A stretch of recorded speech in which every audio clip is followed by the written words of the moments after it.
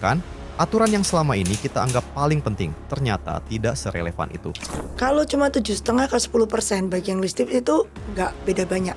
Sebenarnya nggak ngefek sih. Itu ada example di Aramco. Itu free float cuma 2,something% di Arab. Yang penting company harus liquid. Bukan hanya itu, ia juga membongkar mitos mengapa fund-fund besar justru absen saat ada peluang IPO baru. Karena dulu banyak fund asing yang berpartisipasi di IPO. Dan dulu tuh masih ada kayak dana pensiun juga boleh beli IPO. Karena asing gak even tertarik beli IPO Indonesia. Sekarang banyak orang tunggu placement. Tunggu lu ada track record baru kita ambil placement. Jadi mereka juga nunggu habis IPO ini liquid apa enggak. Tapi ada satu hal yang bisa memaksa mereka untuk kembali. Kalau bisa break six, itu fund, pension fund terutama, itu harus switch ke equity. Tapi di negara manapun pasti di atas 25, ada certain negara malah di atas 40. Kalau di Amerika 60. Lalu, kapan asing akan kembali percaya pada pasar kita? Jawabannya hanya satu. Lu kasih gua 6% deh. Cicuai membongkar dua pemicu utamanya. Apa saja itu? Temukan jawabannya di Cuan Talks.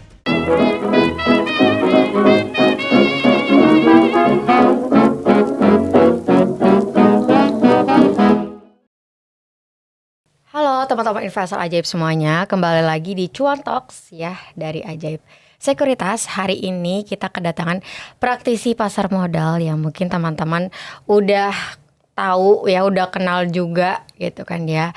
Dan ini juga legend ya, salah satu legend di capital market ya teman-teman ya, yaitu adalah Cicuai. Halo Ci. Halo. Terima kasih nih Cicuai udah ke Ajaib Investasi ya, Ajaib Sekuritas.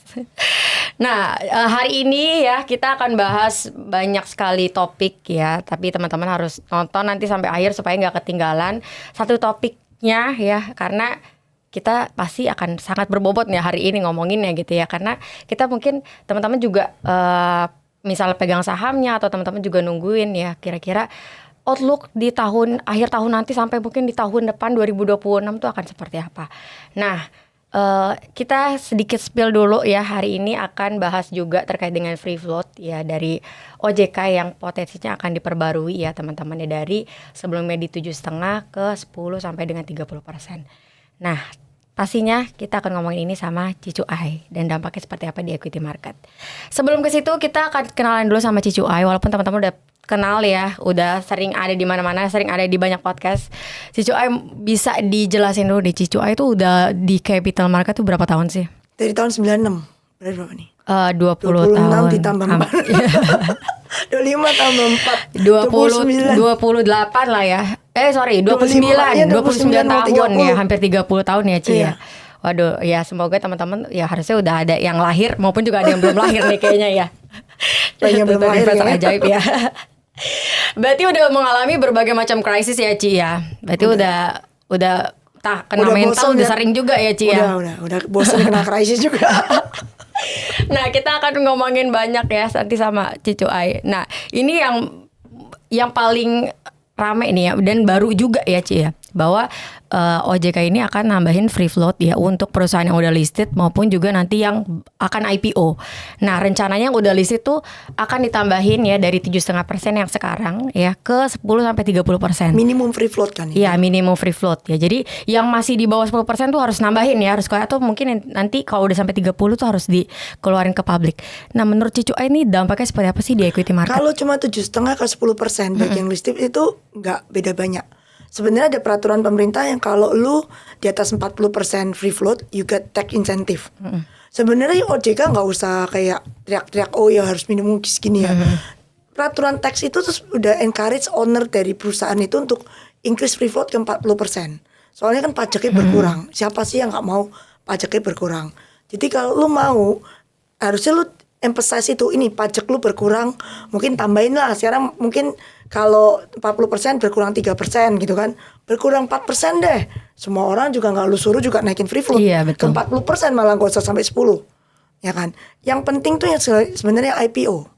Soalnya IPO tuh perusahaannya gak ada track record. Belum ada secara saham ya. Mungkin perusahaan udah established lama, tapi secara saham tuh belum ada track record. Itu yang rada susah. Soalnya kalau lu IPO-nya gede, misal minimum 20%, minimum 30% free float, ada gak demand-nya? Ya kan, satu perusahaan belum ada track record. Dua, cukup nggak ini perusahaan baru, orang beli juga gemeter gitu kan, ini siapa gitu. Apalagi kalau namanya aneh-aneh. Kalau ownernya jelas, misalnya kayak Konglo yang kita udah kenal nih, produknya kita pakai sehari-hari, mungkin orang lebih pede belinya. Itu pun mesti dilihat valuasi. Tapi kalau misalnya company nggak jelas gitu, IPO terus 30% free float, jamin nggak ada yang beli. Siapa yang berani beli? Apalagi yang mini-mini gitu kan, yang gurem-gurem gitu IPO, tambah orang ngaco 30% minimum, pasti nggak ada yang beli. Who want to take the risk? Tapi kalau misalnya udah listed company, sebenarnya OJK nggak usah pusing amat. Peraturan pajak yang 40% free float dapat tax deduction, semua orang juga banyak ke arah sana. Even yang konglomerat sekarang udah di atas 10%, 15%, rata-rata segituan semua kok. So yang current, jadi keputusannya kalau yang udah listed itu cuma nambah 2,5% minimum, itu harusnya nggak ngefek banyak. Tapi yang IPO-nya mesti hati-hati. Ntar kalau IPO-nya habis dikasih 30% nggak laku, apakah cancel IPO, duitnya refund, atau IPO terus jadi turun ARB. Kalau IPO turun ARB tuh disorot lebih banyak orang, merugikan masyarakat. Yang IPO yang mesti hati-hati sih menurutku. Baik, jadi kalau yang listed tadi nggak terlalu ngaruh ya, Ci ya, 2,5% nambahin tadi ke 10%. Itu nggak gitu ngaruh. Karena kan mungkin ada juga yang berpikir, ntar jadi volatil nih sahamnya kalau Enggak misalnya juga free sih floatnya sebenarnya nambah. ya. Free floatnya itu kan gini, orang tadi gue baca-baca bilang tambah free float karena mau nambah likuiditas. Sebenarnya nggak ngefek sih. Itu ada example-nya Aramco. Itu free float cuma 2,something% di Arab. Itu perusahaan nomor 1 di Saudi Arabia, punya stock exchange. One of the biggest, itu kayak BCA-nya di sana. Free float-nya cuma 2,5. Liquid gitu kan. Yang penting tuh liquid. Lu free float mau kecil mau gede, percentage wise ya, kita mau percentage wise, yang penting tuh liquid company-nya. Buat fund, buat investor, yang penting tuh harus liquid. Jadi kalau gue mau jual nih, ada yang ngebid, intinya tuh begitu. I want to get in and out, any amount itu selalu bisa. Kalau company nggak liquid, itu langsung perception of risk-nya naik. Oh ini risky. Kalau gue beli banyak, bisa nggak keluar. Ya kan? Nggak bisa keluar. Otomatis ngerem kan. Gue mesti kira-kira nih belinya bisanya berapa, soalnya gue bisa keluar. Jadi yang paling penting itu bukan number of free float, tapi gimana lu bikin suatu company itu liquid. Kalau company kayak Aramco cuma 2,something% tapi liquid, ya so what? Ya kan? Kalau nggak liquid tuh lu punya 40%, kalau nggak liquid mati. Contoh nih, ada company yang masyarakatnya hampir 100%, kagak ada bid juga, itu lebih jalat daripada free float lu dibilangin harus sekian gitu nggak. Yang penting company harus liquid. Jadi harusnya regulator tuh berpikir gimana bikin semua company Indonesia yang sudah listed itu liquid. Oke. Ya kayak FCA itu nggak liquid. Lu mau jual tuh susah banget. Ya kan, lu cuma bisa naik 10% atau turun 10%. Ya Nggak kan? tahu tiba-tiba naik 10%. Tahu-tahu kalau nggak harga bentukan, tahu-tahu certain price di tengah. It's like nggak liquid tuh nggak bisa kelihatan bid offernya. Lu mau ngejudge aja nggak bisa. Sebelum lanjut nonton videonya, jangan lupa download Ajaib Investasi, saham, aset kripto, saham AS, biar kamu bisa pantau market dan cuan terus tiap hari. Menurutku tuh yang ini regulasi yang nggak, yang bikin market nggak liquid tuh yang harus diganti, bukan ngurusi free float, bukan ngurusin apa sih.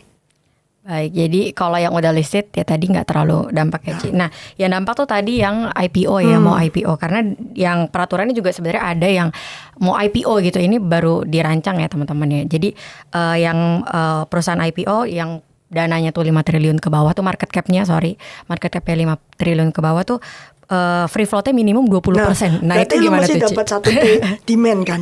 Setelah Iya. aku bilang perusahaan lu kagak ada yang kenal, tapi lu mesti nyari 1T dari masyarakat. Lah kan ngawur. Ada nggak duit 1T itu? Lah kalau nggak dapat 1T, misalnya let's say udah jualan setengah mati, bidnya cuma 500M, lu jadi IPO nggak? Kan minimumnya 20%. Betul. IPO lu cancel apa nggak ini? Kalau lu cuma udah jualan setengah mati, orang yang masuk cuma 500M. Itu pertanyaan pertama kan, apakah itu perusahaan jadi batal IPO? Ya kan? Jadi harusnya semakin kecil market cap-nya, harusnya free float-nya juga jangan Enggak, tinggi-tinggi maksudku, gitu juga ya, Ci? Yang peraturan sekarang itu sudah not bad. Yang sekarang ada. Yang harus diperbaiki itu adalah mungkin size company yang bisa IPO. Aku tuh ingat tahun 90-an, lu bisa IPO tuh lu membanggakan. Wah, perusahaan gue nih IPO, perusahaan gue something. Maksudnya company yang bagus, punya aset sekian, baru punya profit sekian selama berapa tahun terakhir, baru bisa IPO. Terus ke bawah ini semakin perusahaan gurem-gurem bisa IPO gitu kan. Perusahaan dengan 3 employee bisa IPO. Perusahaan warungan bisa IPO. Terus ada yang lucu, ada yang prospektusnya untuk membayar hutang ke warung Bu Siti gitu. Sumpah ada. Itu aneh banget, utangnya berapa? 200 juta. That kind of company bisa IPO. Kan aneh. Kayak jadi IPO tuh bukan sesuatu yang membanggakan lagi. Kayak sampah pun bisa IPO gitu kan. Semua company aneh-aneh bisa IPO. Jadi balikin kayak dulu, ketatin IPO nih. Jadi IPO itu cuma company bagus tok yang bisa masuk IPO. Saya sih gedein. Ya coba, ya memang yang kecil memang gak IPO. Yang lu belum layak IPO kok. Ya kan? Terus bikin, kalau lu mau bikin IPO itu bikin ownernya bertanggung jawab aja. Kalau within certain misalnya 6 bulan atau 1 tahun pertama IPO saham lu nyungsep ke ARB terus sampai masuk FCA, lu mesti buyback. Gak mungkin lo baru terima duit IPO kalau 1 tahun tutup. Iya. Itu nggak masuk akal gitu. Berarti lu ngerampok kan. Ya lu buyback aja sahamnya. Wajib buyback atau penjara udah. Jadi kan dijamin IPO pasti naik. Jadi nggak rugi masyarakat. Jadi harusnya regulasinya bukan ke free float ya Ci ya. Kalau untuk yang IPO tadi ya. Tapi lebih ke peraturannya tuh lebih diperketat lagi ya Ci ya. Diperketat tuh masuk. Dan ownernya di held responsible paling nggak 1 year kan. Dalam 1 tahun pokoknya saham lu nggak boleh turun dari harga IPO. Coba aku mau tahu berapa banyak owner berani IPO katanya. Kalau lu sampai turun lu harus buyback atau lu masuk penjara. Udah, gua jamin nggak sembarangan orang berani IPO. Mikirnya panjang gitu kan. Oke, jadi tadi ya untuk We want free float. quality bukan quantity. We want quality company bukan banyaknya company. Oke, jadi quality over quantity Iya. ya, bukan quantity Soalnya over ini quality. duit orang kan, duit publik kan. Lu begitu IPO kan lu tarik duit masyarakat. How come you jual barang busuk ke masyarakat gitu loh. Jadi kita mesti quality over quantity sih. Nah, tadi Cici Uai sempat ngomongin IPO ya. Selain free float kita ngomongin IPO karena IPO tuh kita lihat banyak lah saham-saham yang memang naiknya tuh ratusan ribuan Habis persen itu kan gobas. sekarang. Kecuali beberapa tapi masih ada nih iya. Ci nih. Kalau Cici Uai sendiri ngelihat saham IPO tuh kira-kira apa sih yang dia lihat? Ownernya pertama. Jadi kalau diurutin misalnya owner, underwriter tuh apa tuh yang pertama?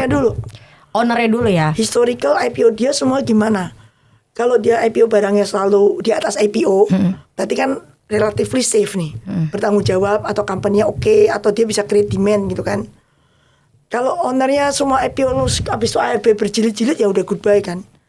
Underwriter tuh sebenarnya nggak ada gunanya karena mereka kan ujung-ujungnya perintah dari emiten. Kan emiten hire underwriter. So the underwriter work for the emiten, right? Kalau orang yang punya company-nya busuk, lu mau underwriter paling camik ya keluarnya tetap busuk gitu kan. Yang penting owner. Kita tuh invest di saham Indonesia nomor 1 harus ya owner. Karena owner tuh pegang 50% ke atas dari saham. Mana ada owner Indonesia pegang di bawah 50? Gak ada, kecuali Goto. Karena Goto ownernya banyak. Tapi most of the company Indonesia, kalau lihat dari yang benar ya, bukan yang gurem-gurem, itu ownernya di atas 50% pasti. Jadi kehidupan kita di saham itu tergantung ownernya. Karena keputusan tuh semua di tangan owner. Gue mau ekspansi, gue mau bayar dividen, gue mau right issue, itu kan owner yang decide. Dan we cannot see day to day-nya kan. Tahu-tahu dia mau right issue proyek apa. Kita kan tahu kalau udah di-announce. Jadi kita harus percaya owner ini itikatnya baik apa enggak. Barang yang dipegang dia bagus apa enggak. Contoh nih. Kenapa BCA langsung kalau ownernya Jarum langsung pasti company-nya bersih. Ya kan, kita belum tahu company-nya pun kita langsung di otak, oh Jarum pasti bersih. Ya karena kita lihat ownernya kan. Bener nggak? Betul. Kenapa semua barang Pak PP ini belum IPO kita nggak even tahu company-nya, kita tetap pasti arah berjilid-jilid. Karena historicalnya company dia semua arah berjilid-jilid gitu. Kita belajar dari history kan, jadi kita kayak, oh kalau Pak PP belum lihat company loh kita. Baru lihat ownernya ya. Ownernya, oh ini punya Pak PP arah berjilid. Kenapa semua barang Haji Syam sekarang juga arah berjilid-jilid? Ya karena barangnya Pak Happy sekarang namanya Happy Hour. Owner berjilid-jilid kan. Soalnya arahnya berjilid-jilid juga, maksudnya naik gitu loh. People are happy. Ya maksudnya semua tergantung ownernya bagus apa enggak gitu kan. Certain owner kita langsung pikir ownernya nggak bener, males gitu. Resiko. Ya karena kita nggak tahu dia mau setir company ini kemana gitu. Nah, jadi kalau misalnya Cicuai pertama lihatnya owner, kemudian kedua underwriter. Kalau misalnya aset Underwriter sebenarnya gue nggak gitu peduli, nggak tapi peduli ya. ownernya sih. Kalau misalnya asetnya nih, Ci, kan kalau bursa sendiri kan ada spill gitu kan ya. 11 Jujur? perusahaan empatnya tuh skalanya 250 miliar ke atas, sisanya tuh 250 miliar ke bawah. Jujur company kecil kita nggak even tertarik lihat. Karena company kecil nggak bisa attract fund. Terus kalau gue beli gue buang ke siapa? Ke retail. Retail nggak mungkin bisa nampung.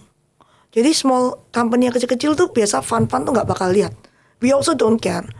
Jadi makanya gue bilang harus ada minimum size to IPO nih. Percuma ada orang muter-muter nawarin ke fund juga nggak laku. Oh, Too iya, small jadi- for us to buy gitu loh. Kita mau beli sekarang misalnya 5% Porto. Funku tuh bukan fund gede loh. Funku tuh lumayan kecil loh dibanding fund-fund yang lain kan. 5% dari Jarvis tuh mungkin kayak hampir 2T kan. Berarti kita berapa? 100M. Lah company asetnya cuma 250M. Lah gue beli separuh asetnya berarti. Iya. Ya nggak mungkin loh. Jadi kalau Cicuai nggak ngelihat ya asetnya tuh berapa gitu ya. Jadi kalau fundamental Gue harus yang gede, harus yang ya, T. harus yang besar gitu ya. Press money harus T. Iya harus T ya tadi ya. Asetnya aja harus ya minimal 250 miliar, berarti yang kelas-kelas kakap gitu ya, Ci. Nggak mau 255 kan 255. Kan minimal, Ci. Kita minimalnya T sih. Soalnya dari OJK kan ada ketentuannya ya. Jadi yang besar tuh tadi 250 miliar ke atas gitu Paling kan ya. harus PM ke atas lah. Oke. Kalau bisa T ya. Oke ya, tadi itu untuk Cicuai cari saham-saham IPO. Selain underwriter itu nomor berapa underwriter, Ci? Gak gitu care sih sebenarnya. Nggak peduli ya. Kita peduli ownernya sih. Oke. Terus kita nggak suka underwriternya. Actually kita kan fun ya, jadi kita nggak gitu care underwriter. Asal underwriternya yang kita bisa buka account aja, jangan underwriternya yang kayak sekuritas gurem juga kita nggak bisa pakai juga kan. Kita nggak ada account juga. Jadi harus underwriternya yang sekuritasnya oke, ya kita oke. Kalau dari kinerja keuangannya, Ci, itu ngaruh nggak? Misalnya asetnya ya nggak terlalu ya 250 sampai 250 gitu kan. Oke, dulu ngaruh, sekarang nggak ngaruh. Sekarang owner lebih ngaruh. Ini siklus ini akan bertahan sampai kapan nih, Ci? Kalau dulu kan ngaruh misalnya, kalau sekarang nggak Karena ngaruh. dulu banyak fund asing yang berpartisipasi di IPO. Dan dulu tuh masih ada kayak dana pensiun juga boleh beli IPO. Sekarang banyak kayak dalam Sostek dana pensiun itu tidak boleh membeli IPO, bolehnya yang udah listed, jadi udah ada track record. Jadi sekarang itu lebih penting ownernya siapa sih? Soalnya kan deg-degan nih setahun pertama nih nasib kita kan di tangan dia nih. Karena belum ada track record kan. Betul. Nah kalau dulu ngaruh, sekarang nggak gitu sih. Dulu tuh karena ya asing ikutan beli, jadi masih mikir fundamental. Karena asing gak even tertarik beli IPO Indonesia. Yang aktifan kan kecil banget. Yang beli IPO by the way cuma aktif ya. Kalau pasif gak beli IPO ya. Percentage aktifnya kan turun terus. Jadi semakin kecil aktif yang berpartisipasi in Indonesian IPO. Jadi ya karena mereka nggak ikut berpartisipasi, ngapain gue resiko juga gitu kan. Nggak ada lawannya. Iya, nggak ada demandnya nanti ya kalau misalnya mau jual ya, gue Ci. sendiri yang di dalam dulu. Nggak ada temen. Ditinggalin. Udah ditinggalin owner tadi kan, kalau ownernya emang nggak oke gitu kan. Makanya nomor satu owner. Terus karena sekarang IPO jarang ada asing berpartisipasi, jarang banget. Ada 1-2 tapi very rare.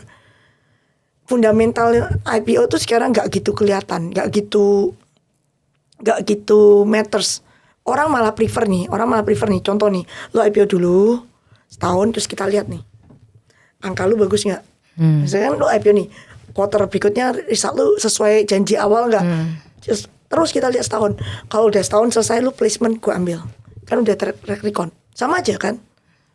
Instead of jualan di awal, lu jualan kalau udah ada track record ke gue ambil placement aja. Ini kemarin Archie kan baru placement nih. 1, berapa T habis dimakan fund. Harganya lumayan di 900 kan placementnya. Habis dimakan fund. Sekarang udah 1.000-an. Ya, tapi masuknya RC IPO kapan? Iya betul. Waktu IPO juga biasa aja, nggak fund, nggak ada yang beli. Mereka tunggu track record. Iya betul. Begitu angkanya bagus, track record, harga emasnya kayak orang gila, placement di 900 habis dimakan fund. Maksudnya karena orang takut di awal IPO, sekarang banyak orang tunggu placement. Tunggu lu ada track record baru kita ambil placement. Oke, karena tadi active fund-nya udah mulai kecil ya Ci ya. Tadi active fund pun Karena belinya yang aktifnya gede-gede nggak kan. ikutan, bukan mangsa kecil, tapi mereka nggak ikutan IPO juga. Oh berarti emang nggak ikutan ya. Seaktifannya pun juga nggak ikutan, even asetnya gede. Mereka juga tunggu, mereka Oke. yang asing nih ya, yang asing itu pada tunggu setelah listed liquid nggak ya. Kalau nggak liquid, ntar gue udah beli IPO nyangkut kagak bisa keluar. Jadi mereka juga nunggu habis IPO ini liquid apa enggak. Jadi mereka mendingan take placement habis lihat historical. Oh, lu udah IPO 2 tahun, 3 tahun. Oke, setiap hari lu tradingnya kira-kira kita ngomong kosong aja 10-20 M sehari. Jadi dia begitu ditawarin placement dia ngukur nih gue ngambil berapa. Gue kalau ambil ini gue butuh berapa hari untuk keluar. Mereka ngitungnya tuh gue butuh berapa hari untuk keluar. Karena kalau mau untuk keluar kan harganya berubah. Nah ini sebenarnya tips juga buat teman-teman investor yang misalnya pegang saham IPO tuh dalam 1 tahun itu ya, karena fund juga ngeliatin ya Ci ya. Kalau yang kecil-kecil kita nggak even lihat. Iya, yang besar don't bother. misalnya. Nah, yang gede-gede kita jarang banget kita berpartisipasi di IPO sekarang. Kita tunggu mereka listed terus kita liatin lah. Kalau free floatnya sekarang 20%, berarti 20% dimakan owner sendiri karena gak ada yang beli. 15%-nya Ci. 5%-nya biarin ya kalau beli. 5% kan karena IPO gitu kan. Iya. Sisanya harus dimakan sendiri kalau gak ada yang beli. Benar. Apalagi kecil kan tadi ya asetnya. Nah kalau yang tambah gede misalnya Yang- di atas itu 20T itu, owner sih siapin duit berapa? Walaupun tadi sebenarnya free floatnya juga lebih kecil sih kalau yang gede ya, tapi bingung juga 10% kan minimal. Tadi kalau misalnya market cap-nya di 50 triliun tuh makin besar juga 10% tuh free Lu siapin floatnya. duit 5T loh. Iya. Iya juga ya 5T ya. Buat makan barang tadi ya. Iya, nggak, soalnya orang takut sekarang. Belinya tunggu liquid baru kita beli. Nah sekarang kita ngomongin aset kelas yang lain nih Ci. Karena kan ada bonds juga kan, yang dimana kita lihat di instrumen investasi portofolio itu ada bonds. Yang kalau kita lihat bonds tuh sebenarnya year to date inflow. Tapi kalau menurut Cicuai akan Asingnya sampai mulai akhir outflow. tahun Asingnya udah mulai outflow ya Ci sekarang. SBRI asingnya udah mulai keluar. Iya itu. Iya kan? Iya, SRBI. Karena makanya rupiah kita agak geser. Makanya kita punya cadangan devisa turun. Kan? Soalnya kena asing outflow terus jaga rupiah. Tapi yield kita tuh turun loh. Yield kita nih turun terus ya, mungkin karena global yield juga going down, right? Jadi menurutku kalau bond yield kita bisa kayak low 6 ya, 6 something, atau kalau bisa break 6 itu fund pension fund terutama itu harus switch ke equity. Soalnya kan udah nggak bisa dapat hurdle rate-nya mereka. Mereka harus bisa dari kayak 8, 7 apa. Jadi mereka harus naikin portion equity-nya kalau sampai bond yield kita turun terus. Jadi bagus kalau mereka sampai harus naikin portion equity-nya. Yang gue berharap kan BPJS nih, tenaga kerja. Jadi we have a solid reason why to increase the equity portion gitu loh. Kalau itu ya bagus. Kalau itu kejadian, mungkin kan sekarang lagi pemilihan nih. BPJS kan lagi pemilihan manajemen baru ya. Kalau itu kejadian mungkin eksekusi baru tahun depan kali ya. Kan ini udah mau year end, nggak mungkin lalu ganti-ganti porto. Betul. Di tengah jalan gitu kan, pasti kan tutup. Baru kita lihat kalau year end, kalau memang udah ganti manajemen terus udah bond yield-nya turun terus, year end kan pasti nanti decide tuh, tahun depan mesti hurdle rate berapa. Mungkin mereka baru rebalancing porto. Jadi yang lu ngomong tadi yang fundamental ini ya mungkin berjalan next year dengan catatan alokasi dari BPJS ke tenaga kerja dan other pension fund, insurance pun yang life insurance itu harus increase equity portion gitu. Nah kalau mereka memang ada equity portion dinaikkan, lu boleh lihat yang fundamental ini. Tapi sampai year end ini pun kayaknya belum lah. Mereka rebalancing nggak mungkin now gitu kan. Oke, jadi 6% tadi yieldnya Yieldnya harus kayak breakdown ke bawah 6%. atau loan kayak 6,1, 5,9. Nah itu berarti ada potensi ke equity gitu ya Ci ya? Harusnya logically kalau bond yield itu turun terus, you have to move to equity kan, karena lo Returnnya. nggak bisa service your pension fund. Sebenarnya dari awal udah salah kan. Dari awal tuh pension fund tuh karena longer duration, biasanya tuh di mana-mana nih seluruh dunia, equity tuh pasti minimum 25 lah itu minimum. On certain country actually 40. Kayak India tuh 40. Tapi nggak ada yang di bawah 25. Indonesia tuh cuman berapa belas gitu. Iya. Ya kan 15. Year to date IHSG 16. Enggak, porsi Porsi BPJS di BPJS. equity Oh, cuma under belasan. 5%. Enggak Enggak ya, Ci, ya? belasan gitu. Tapi di negara manapun pasti di atas 25. Ada certain negara malah di atas 40. Kalau di Amerika 60. Jadi menurutku malah salah kan, when you have a longer duration, you have to be able to take a higher risk or higher volatility. Secara teori you have to put more money into equity instead of bond. Tapi karena takut masuk penjara, karena equity bisa rugi, bond nggak bisa. Kalau bond you held to maturity kan nggak rugi, prinsipalnya pasti dibayar, apalagi government bond. Jadi you sacrifice your return karena takut masuk penjara gitu loh. Ilmu finance lu buang. All in bond ya. All in bond equity dikit. Ya bener juga, karena ngapain risiko kan? Gue manage duit orang lain gitu loh maksudnya. Tapi masuk penjara, gue masuk penjara ya males lah fund manajernya. Pasti cari resiko terendah kan. Pasti mereka masuk ke bond equity dikurangin. Pasti. Sama peraturan itu nggak diubah. Ini juga perlu nih peraturan diubah. Investment kalau kayak gitu masuk penjara, siapa yang berani kan? Masa saham lu 100% cuan? Tuhan kali. Gak mungkin lah. Pasti pernah cut loss. Masa cut loss gak boleh? Cut loss itu part of the investment journey kan. Yang penting waktu lu invest itu lu harus bener dokumentasinya nih loh. Why I buy this company, alasannya apa? Ini research reportnya. Ini alasan gue beli. Jadi harus ada thinking prosesnya terus didokumentasi. Tapi kalau memang kejadian saya waktu investment nih, tahu-tahu Trump gila gitu kan, investment rugi kayak kemarin trading halt 2 kali, apakah salah fund manajernya? Bukan lah. Ya kan lu bisa kontrol Trump, memang saya pasang selotip di mulutnya, kagak bisa juga kan? Ya itu harus dilihat dong, itu bukan salah dia.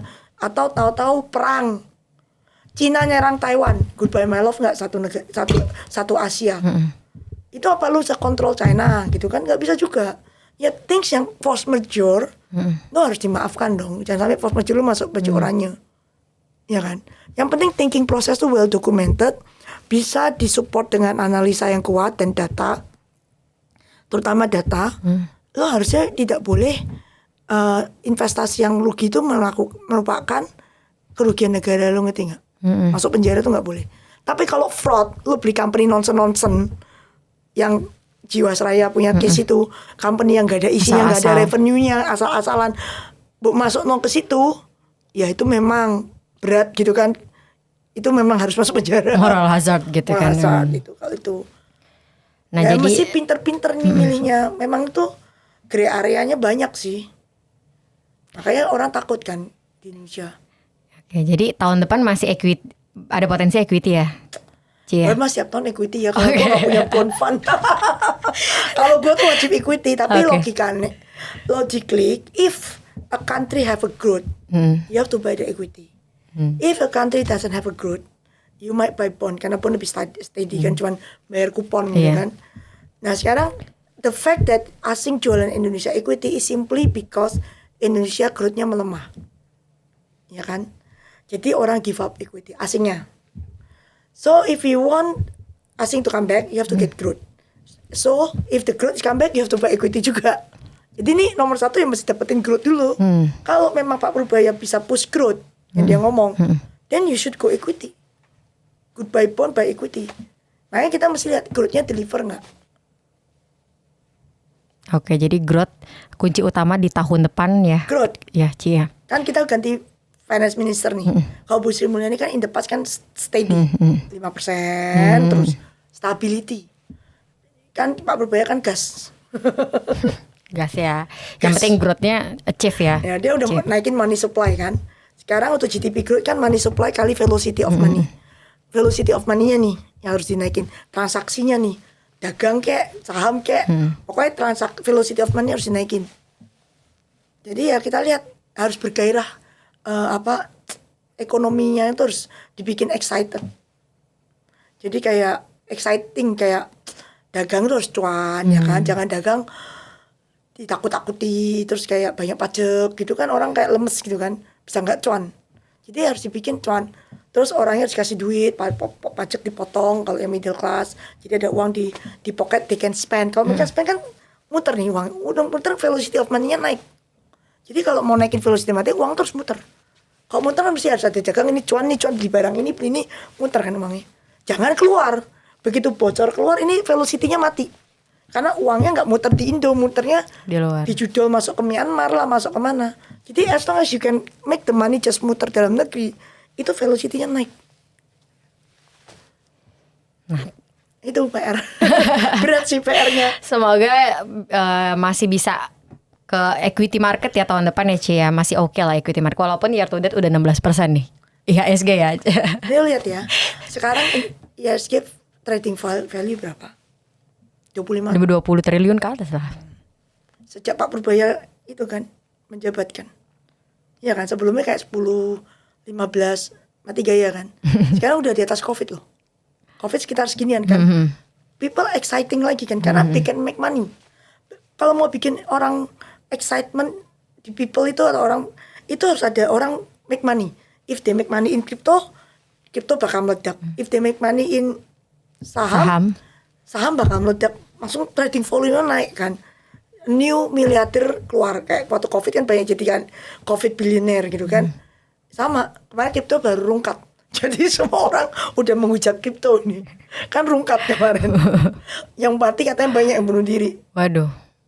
Jadi karena saham so far masih euforia nih, masih euforia. 8.000 everyday naik. 8.200 ya kan. Terus banyak orang ini dagang sepi kan, real sektornya sepi, duitnya masukin saham persis kayak Covid. Covid kan dagang sepi, semua orang nggak boleh keluar rumah, duitnya masuk ke saham. Sama sekarang. Pokoknya di Cina juga sama. Cina tuh berusaha memperbaiki properti sektor, dikasih insentif 100 macam insentif kagak naik-naik. Nabung. Akhirnya mereka tau nggak, mereka goreng saham. Iya, saham. Government yang goreng sahamnya loh. Dia masukin duit ke fund manajemen, mereka goreng saham. Yang pokoknya intinya orang rakyatku tuh harus kaya. Kalau kaya dari bisnis real susah karena segala jenis peraturan dan memang sepi, dikayain dari capital market tuh. If they rich, uangnya juga dibeliin ke real sektor kan. They have money in their pocket, mereka juga belanja. Ya enggak? Betul. Tapi nggak boleh dari judul karena judul uangnya keluar. Tapi kalau misalnya trading saham misal di BEC, duitnya kan di Indo. Setiap kali trading tuh bayar pajak loh. Ada PPN, Betul. ada sales tax kan karena jual kan kena pajak tuh. Ya kan PPH. Final. Kan pajak penghasilan negara juga banyak. Lu dagang sepi, nyari PPN di dagang susah setengah mati. Di sini cepet. Satu hari 25 T omset. Iya. Iya nggak? Kalau lu kebayang nggak sih kalau semua fund manager, bukan fund manager sorry, BPJS tenaga kerja semua pension fund Ke unit link equity ya. dihidupin lagi, uangnya boleh di equity, putaran di equity berapa duit lagi? Iya, bisa 2 kali lipat 50 T kita bisa. Kalau kita bisa 50 T asing masuk. Waduh, Karena rame kita ya, liquid, makin rame. Kan udah bilang where's the party, orang seru. Iya seru, pengen ikutan. Nah, mana ada orang pergi ke klub kalau sepi, klubnya lu masuk klub itu, wah sepi ya, pasti keluar lagi. Tuh. Tapi kalau klubnya happening, stay. Ya kan, jadi kalau ini misalnya oke lah, bisnis susah, suram, segala jenis. Kalau ini stock marketnya bisa bergairah nih, bisa rame, 20-30 T nih, 30 T nih, siapa tahu bisa 50 T, asing pasti masuk lagi. Ya gimana cara 50 T? Satu orang harus cuan. Jadi company yang naik-naik itu jangan di UMA, jangan di suspend, jangan di FCA. Ya kan, kalau turun baru suspend. Lu mesti kalau company turun terus tanya tuh ownernya, what happened? Bukan naik malah tanya what happened gitu kan aneh kan. Cuan nggak boleh, rugi boleh. Terus apa? Itu BPJS tenaga kerja sama insurance jualan unit yang lagi. Wah, seru banget part ini pasti. Oke deh, thank you nih Cicu Ai udah bahas banyak ya di equity market, tadi bond market juga dikit ya. Insightful Gua nggak banget expert hari di bond ini. lah. Jadi kalau nggak mau asbun nanti salam. Thank you nih Cicu Ai udah main ke Ajaib Investasi ya. Tapi tadi teman-teman tetap disclaimer ya, sesuaikan sama resiko teman-teman dan juga sesuaikan sama trading plan dan juga tujuan investasi teman-teman. Sampai jumpa di next episode Cuan Talk selanjutnya. See you. Ajaib semua bisa.